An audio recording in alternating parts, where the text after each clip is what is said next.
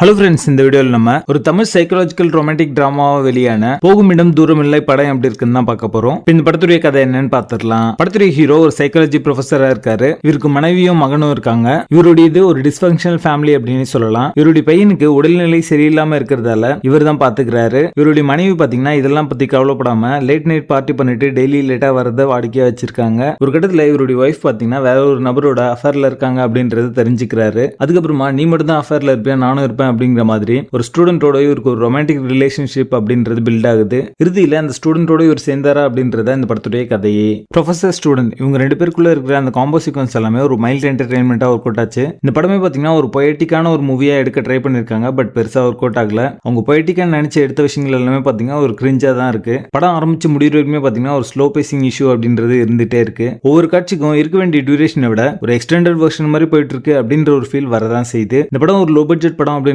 ஒவ்வொரு ஃப்ரேம்லயும் தெரியுது. சினிமாட்டோகிராஃபி ஒரு சீரியல் பார்க்குற ஒரு எஃபெக்ட்ல தான் இருக்கும். ஒரு 10 நிமிஷம் ஷார்ட் ஃபிலிம் கண்டென்ட் எடுத்து ஸ்ட்ரெச் பண்ணி ஒரு 1.5 மணி நேரம் படமா எடுத்தா எப்படி இருக்குமோ அந்த மாதிரி தான் இந்த படம் இருக்கு. படத்துடைய பேசிங் ஆவரேஜா இருக்கும். மொத்தத்துல இது ஒரு பில் ஆவரேஜ் மூவியா வந்திருக்கு. படத்துல அலர்கான் இருக்கு. இந்த படத்தை நீங்க ஃபேமிலியோட பார்க்காதீங்க. போகுமிடம் தூரமில்லை படத்துக்கு எங்களோட ரேட்டிங் 3 out of 10.